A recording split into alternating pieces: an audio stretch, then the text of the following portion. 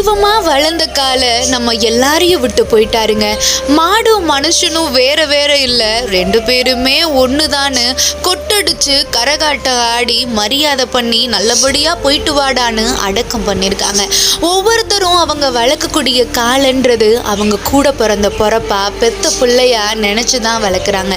அப்படிப்பட்ட காலை நம்ம எல்லாரையும் விட்டு போகும்போது அவங்களுக்கு இருக்கக்கூடிய வழி வார்த்தையால சொல்ல முடியல.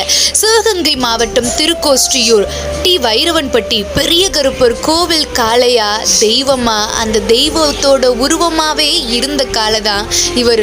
மஞ்சு விரட்டுக்கு போனா எப்படிப்பட்ட கூட்டமா இருந்தாலும் சரி, எம்புட்டு பேர் சுத்தி நின்றாலும் சரி, அப்படி ஆடி ஊருக்கும் கோயிலுக்கும் சாமிக்கும் கிராமத்துக்கும் பேரும் புகழும் வாங்கி தந்தவர் வயது முதிர்வின் காரணமா நம்ம எல்லாரையும் விட்டு போயிட்டாரு. நீ ஆடி ஆடி விரட்டி விரட்டி அந்த ஆடின அழக